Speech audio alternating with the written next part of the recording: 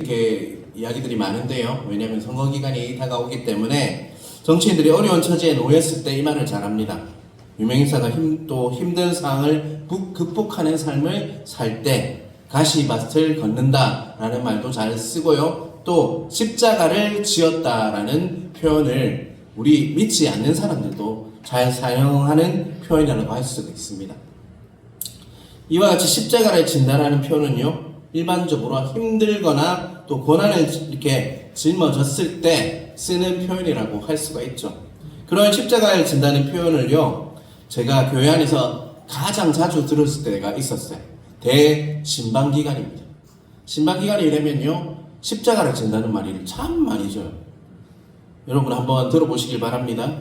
내가 어떻게 키웠는데 나한테 이럴 수가 있나? 내 아들 녀석이 내 십자가입니다 라는 이야기를 참 듣습니다. 또 한 가지가 있습니다.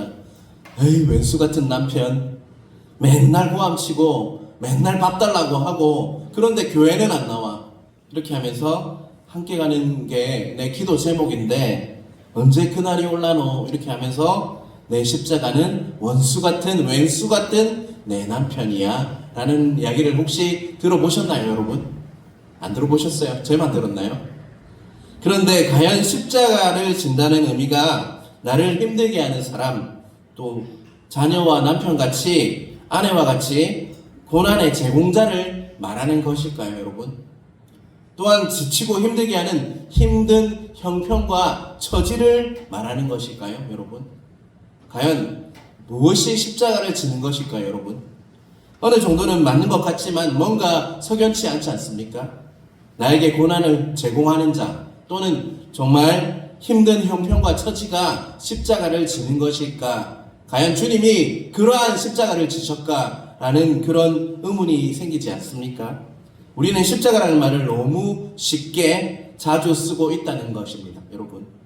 뭐 좀 하다가 힘들고 고통스러우면 자기 실수와 잘못인데도요, 이거는 내 십자가다 라고 푸념으로 십자가를 진다는 이야기를 쓰곤 한다는 것입니다. 그래서 나는 십자가를 진다는 말씀의 진정한 의미를 깨닫고 싶었습니다. 자, 우리 요한복음 19장 30절을 한번 볼까요? 우리 같이 읽겠습니다. 예수께서 신 포도주를 받으신 후에 이르시되 다 이루었다 하시고 머리를 숙이니 영혼이 떠나가시니라. 자, 뭐라고 말씀하시고 계시죠? 예수님께서 돌아가시기 직전에 뭐라고 말씀하십니까? 다 이루어졌다 라고 말씀하셨습니다. 그 십자가의 사건으로 인해서 무엇을 주셨다는 거예요? 우리에게 완전한 승리를 주셨다라고 말씀하고 있는 것입니다. 다 이루셨다는 것은 우리에게 완전한 승리를 주셨다는 것을 믿으시길 바랍니다.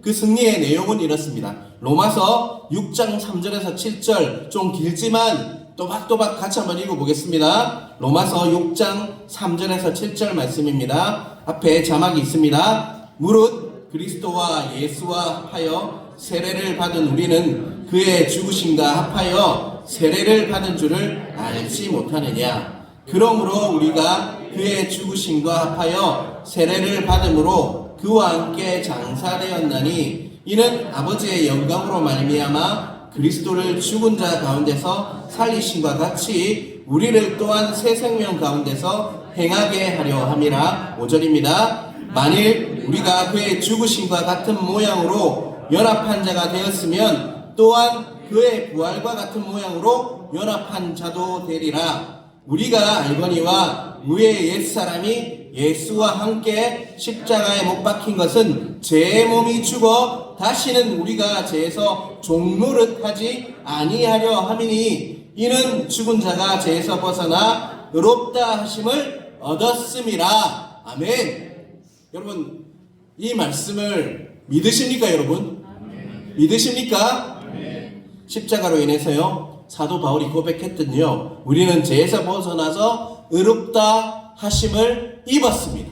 의롭다 여겨 주셨습니다. 그것을 꼭 믿으시길 바랍니다. 우리는 하루에도 12번 죄를 짓지만 예수님 때문에 의롭다 여겨 주셔서 의롭게 하셨다라고 분명히 우리 성경은 우리에게, 하나님의 말씀은 우리에게 선포하고 그것을 믿으라고 말씀하고 있습니다.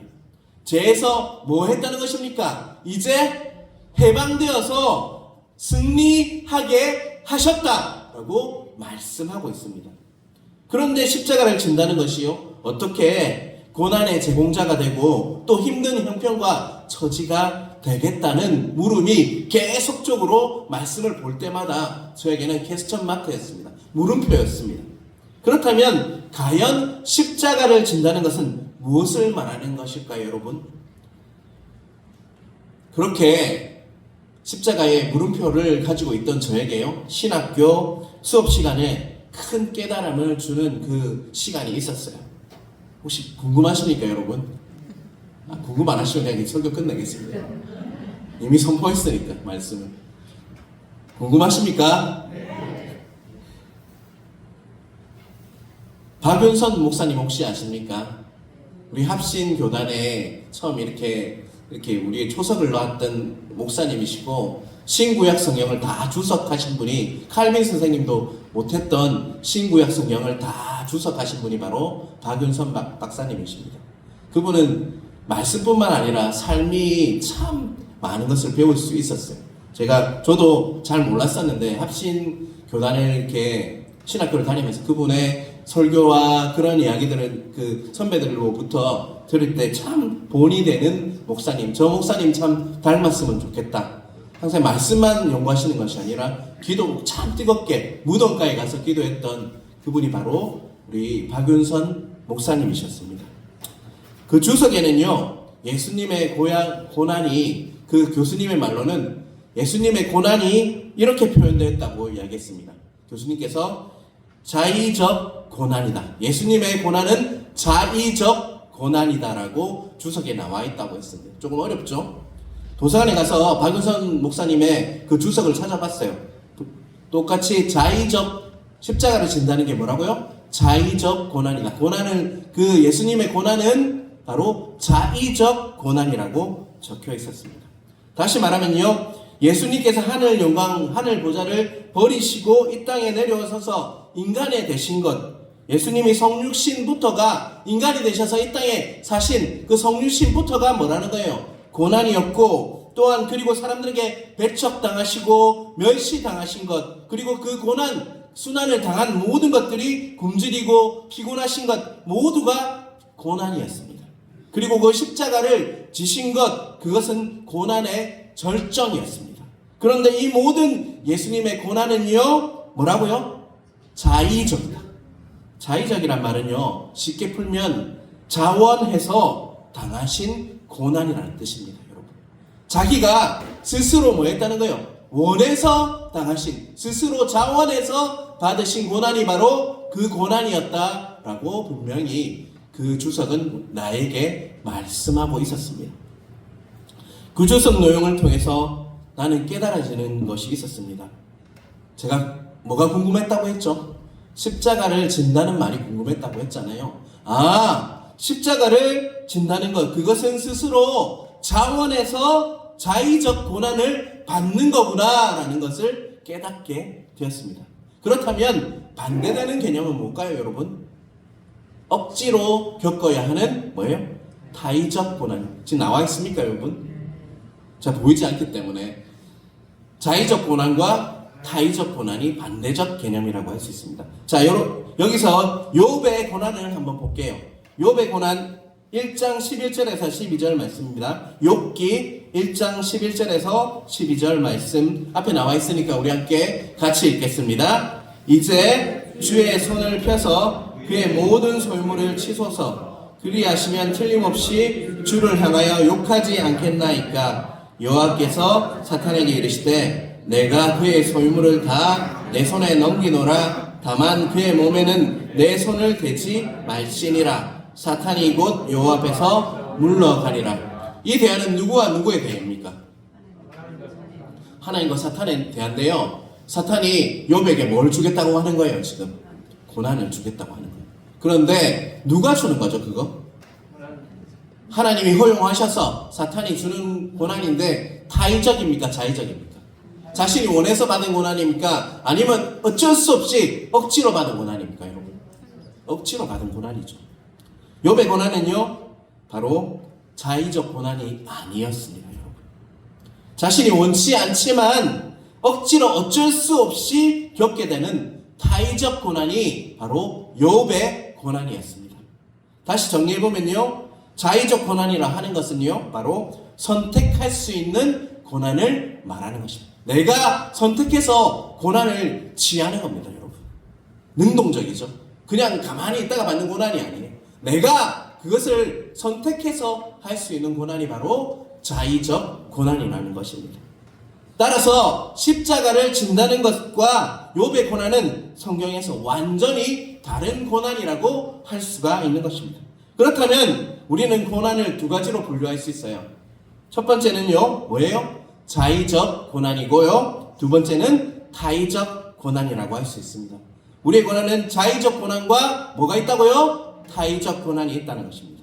그렇다면 다시 한번 이렇게 복습하는 차원에서요, 십자가를 진다는 것은 무슨 고난이라고요? 자의적 고난입니다. 왜냐하면 우리 예수님께서 이렇게 이 땅에 오셔서 성육신을 통해서 그분의 삶이 어떤 삶이었습니까? 억지로 하기 싫은데 막 하는 그런 삶이었어요? 예수님이 억지로 하셨습니까? 아니요. 자원하셔서 받는 고난이 바로 예수님의 그 고난이었고, 십자가를 지시는 것이 그 클라이막스, 절정이었다는 것입니다, 여러분. 오늘 본문인 9장 23절에 보면요, 한번 9장 23절 띄워볼까요? 한번 같이 읽어보겠습니다. 다시 한번.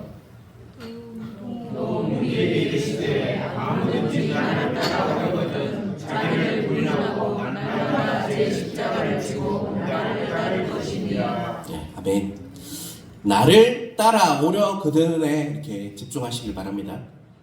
여기서 나를 따라오려 그들은요, 따라올 사람은 따라오고요, 따라오지 않은 사람은 따라오지 않아도 된다는 말씀입니다, 여러분.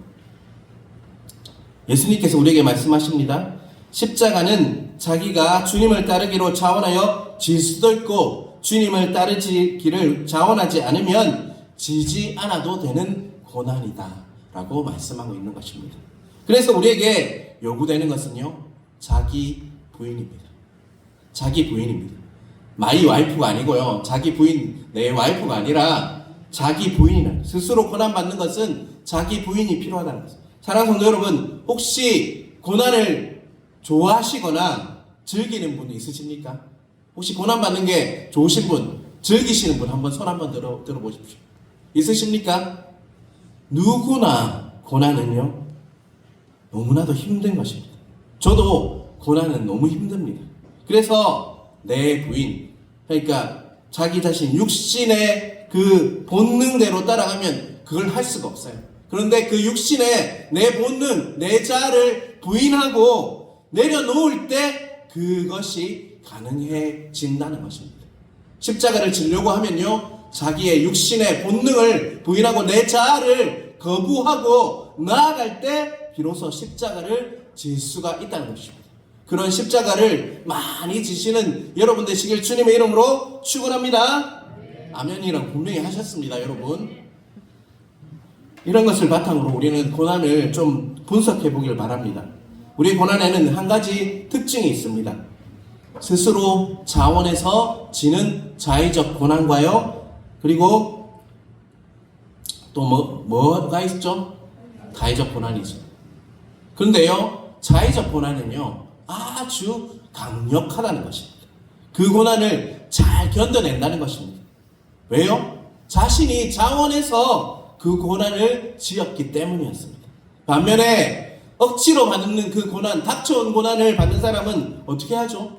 너무 힘이 겨워서 어찌할 바를 모른다는 것이죠.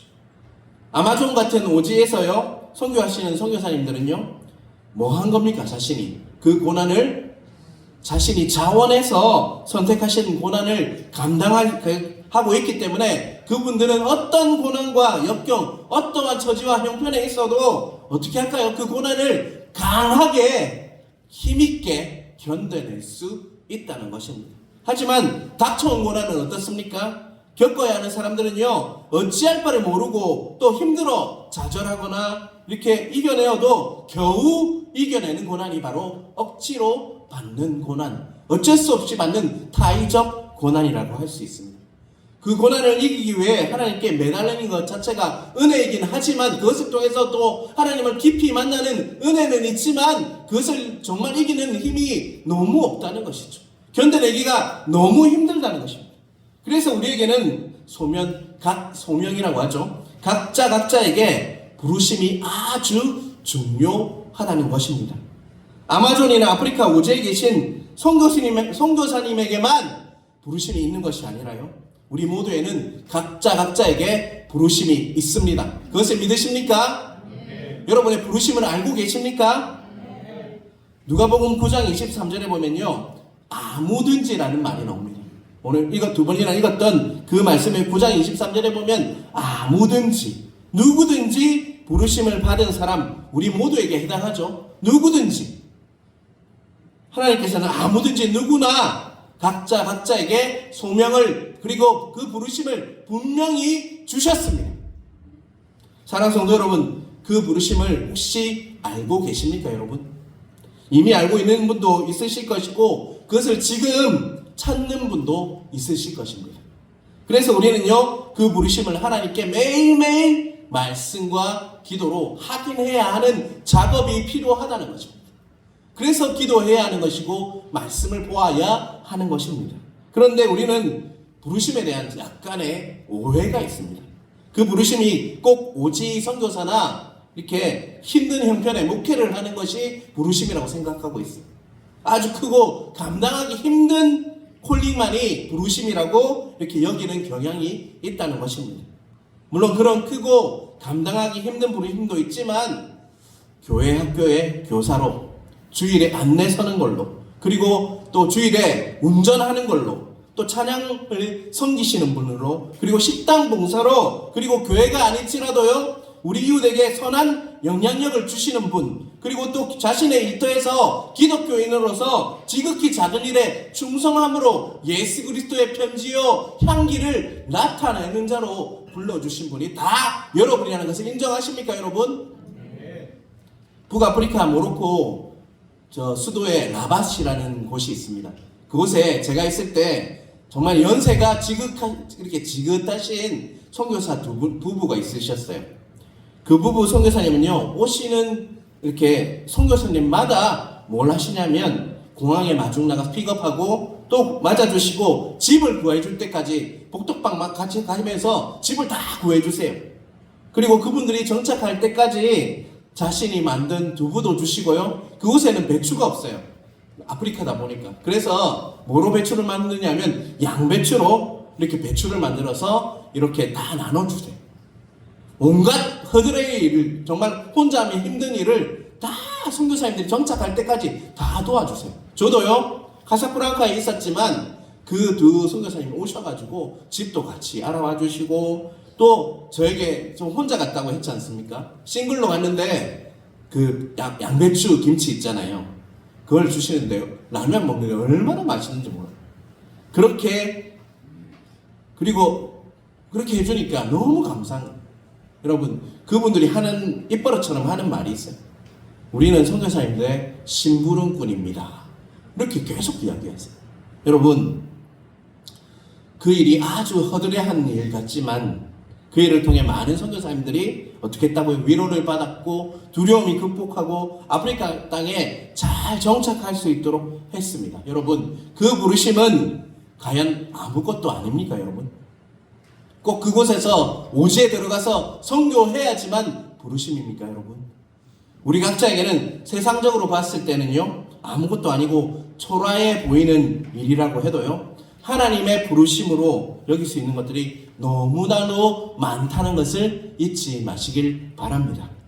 어떤 분은요, 주일에 와서 본당에 떨어진 주부를 줍는 부르심으로 부른 사람도 있을 줄 믿습니다. 또 교회 앞마당에 휴지를 줍고요, 휴지 조각을 줍고, 저 앞에 보면 운전면허 연습장이 있기 때문에 담배꽁초가 참 많습니다, 여러분. 그것을 줍는 자로 부르신 분도 있을 겁니다. 또 매주 화장실 청소를 이렇게 부르신 분도 있을 거예요, 여러분. 그것이 다 부르심이라는 것입니다. 이전에 제가 있던 교회에요. 그곳에는 행사가 참 많습니다. 사람이 많아서 그런지 행사가 참 많았는데요. 저 같은 부교역자들과 집사님들이 무거운 짐도 이렇게 나를 때가 참 많았고요. 지금 그래서 제가 왼쪽 팔목이 완전히 힘들 때가 많아요. 큰 텐트도 치고 테이블도 옮기고 망치질도 하고 화장실 청소도 할 때도 있습니다. 또 더러운 것들을 치워야 할 때도 있었습니다. 그런데요, 한 안수 집사님께서 이렇게 그 일이 힘들었나 봐요. 이렇게 이야기하시더라고요. 아, 진짜 내가 이런 일 하려고 이 교회에 온 줄 아나? 저 그 이야기를 들었습니다. 여러분, 그 분이 힘드니까 한 말이지만 사랑하는 성도 여러분, 그 집사님의 푸념을 여러분은 어떻게 생각하십니까, 여러분? 제가 그 이야기를 듣고 나서 귀에서 자꾸 그 이야기가 맴도는 거예요, 여러분. 근데 기도하는데 이런 마음이 들었습니다. 네, 그런 일을 하라고 부르셨습니다. 라는 마음이 들었습니다. 여러분, 하나님께서는 그 집사님을 교회로 불러주신 이유가 그런 일 하시라고 불러주셨는지도 모릅니다, 여러분. 여러분, 각자에게는 부르심이 있지만 그 부르심에는요, 허들할 일도 없고요, 작은 일도 없습니다. 그 작은 부르심이라고 하실지라도 그 부르심에 충성을 다하는 것을 정말 여러분의 신앙의 목표로 삼으시는 여러분 되시길 간절히 바랍니다. 각자의 부르심에는 크고 화려하고 위대한 것은 없습니다. 우리 하나님께서는요, 지극히 작은 일에 충성하시라고 각자를 이곳에 불러주신 줄 믿으시길 바랍니다. 그 부르심을 확인한 사람들은 스스로 자원하여서 고난을 거뜬히 감당하는 은혜가 있을 것입니다. 그러한 은혜를 누리시는 여러분 각자 되시길 간절히 바랍니다. 중요한 포인트 하나가 있는데요. 그렇게 십자가를 스스로 지는 사람에게는 축복이 따라가게 되어 있습니다. 그 축복은요, 이 말씀 읽고 제가 말씀드릴게요. 자, 고린도전서 10장 13절 말씀입니다. 우리 함께 읽겠습니다. 사람이 감당할 시험 밖에는 너희가 당한 것이 없나니 오직 하나님을 미쁘사 너희가 감당하지 못할 시험을 당함을 허락하지 아니하시고 시험 당할 즈음에 또한 피할 길을 내사 너희로 능히 감당하게 하시느니라. 아멘. 자, 분명히 감당할 시험 밖에는 너희가 당할 것이 없다라고 말씀했어요. 또 너희가 감당하지 못할 시험을 당함을 허락하지 않으신다고 하셨어요. 누가요? 하나님께서. 여러분이 감당할 시험만 주신다는 거예요, 여러분. 사람마다 감당할 수 있는 뭐가 있는 것 같습니까? 용량이 다 다르다는 겁니다, 여러분. 제가 감당할 용량이 있고요, 여러분 각자가 다 받아야 할 용량이 다 다르다는 거예요, 여러분. 자, 만약에 유진 목사의 고난의 용량이 이만큼이에요, 여러분. 그렇다면 그 고난이 이만하다면요, 하나님께서 감당할 수 있는 고난을 이까지 각자에게 주신다는 거예요, 이만큼. 맞죠? 유진 고난이 이만큼입니다. 그러면 그 고난이 어디까지 채워질까요? 이 컵만큼 채워주시는데 넘치지 않게 감당할 고난이 딱 정해져 있기 때문에 이만큼 주신다는 거죠. 앞에서 말씀드렸지만 고난에는 뭐가 있다고 했습니까? 두 가지가 있다고 했습니다. 뭐가 있습니까? 자의적 고난과 타의적. 잘하시네요.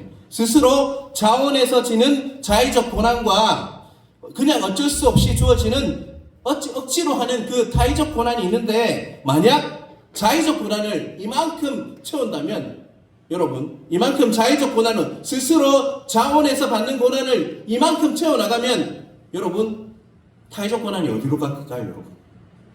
이만큼 꽉 채웠어요. 자의적, 스스로 자원해서 고난을 꽉 채웠다요. 그러면 타의적 고난은 어디로 갈까요, 여러분? 주시지 않죠, 여러분.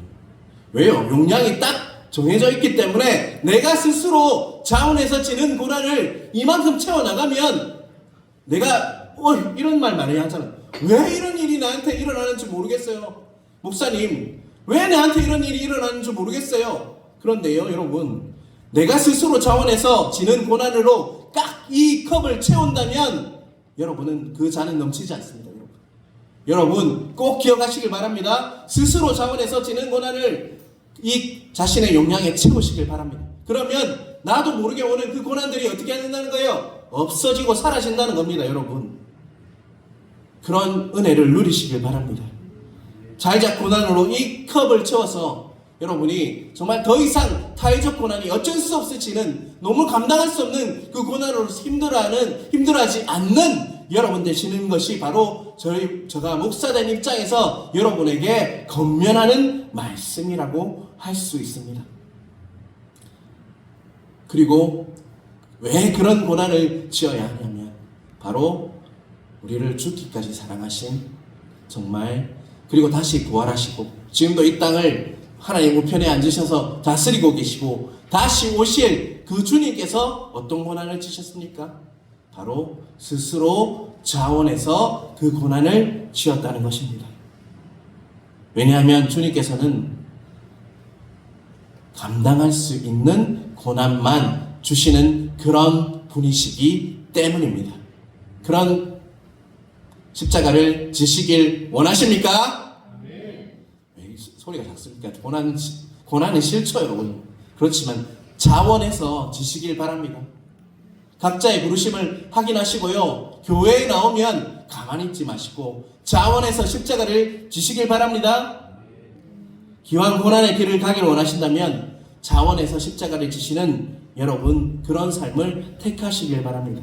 교회는 수많은 부르심이 있습니다. 교회 학교 교사가 있고요. 또 계속적으로 인티머시 찬양팀을 지금 모집하고 있습니다. 자원해서 십자가를 지시길 바랍니다.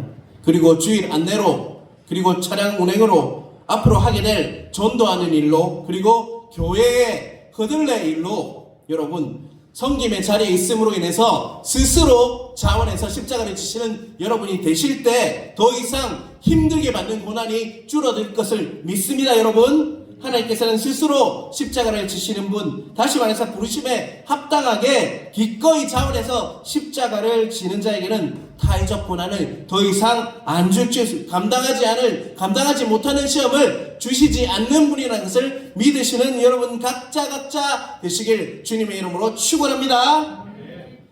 여러분, 찾아보시면 너무나도 많은 일이 있습니다. 교회에는.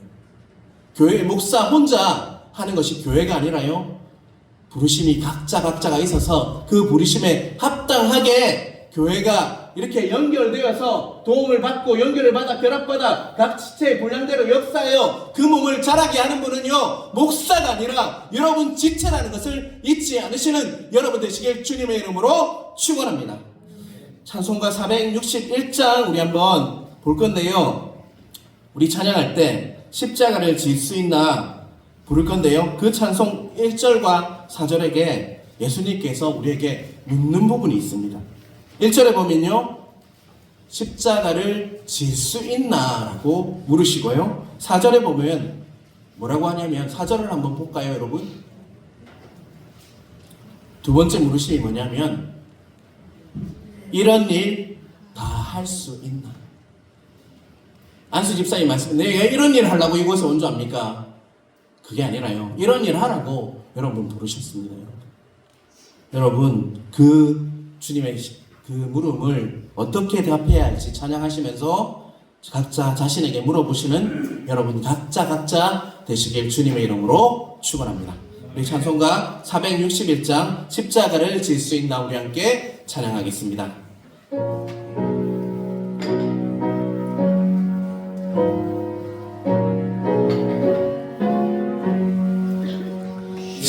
십자가를 질 수 있나 주가 물어보실 때 죽기까지 따르오리 성도되나 하였다. 우리의 심령 주의 것이니 주